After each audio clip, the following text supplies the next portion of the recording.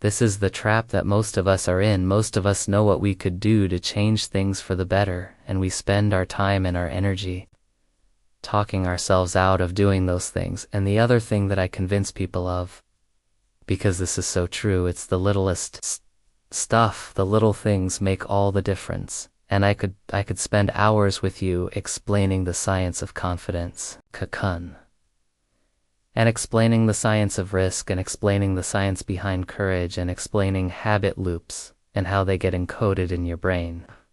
You don't need to know any of that because you're not applying for a PhD in psychology. I have done the work, and what I know is that true. Change comes down to 5-second windows, that moment that you know you need to do something that feels slightly uncomfortable.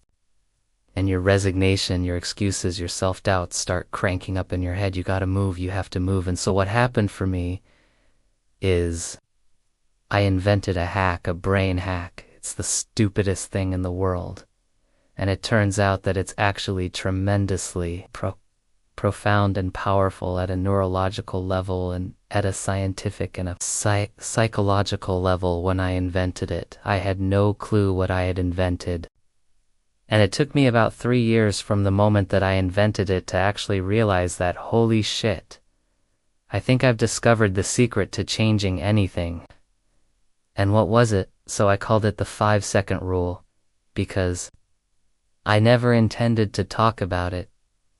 It was a cheat to beat the alarm clock.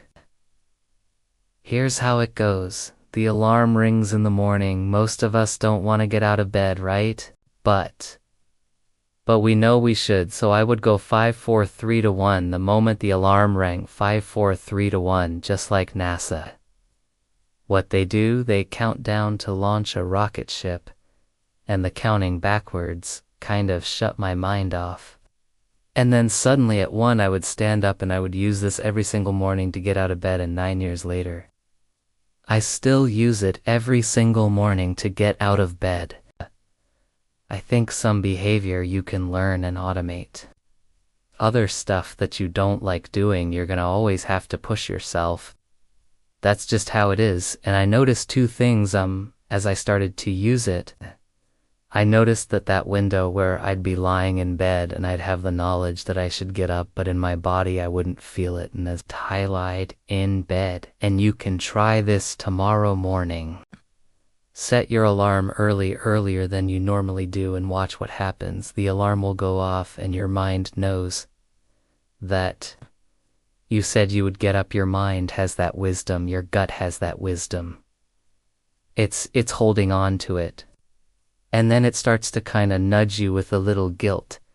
And then what'll happen is all of a sudden you'll start talking yourself out of doing the thing you said you would do. Yeah. It's too cold, or I'm too tired, and it happens in less than 5 seconds. And so what I know is that those are 2 different parts of your brain going at once. And if you go 5, 4, 3, 2, 1, you interrupt the habit of self-doubt and habit of talking yourself out of it.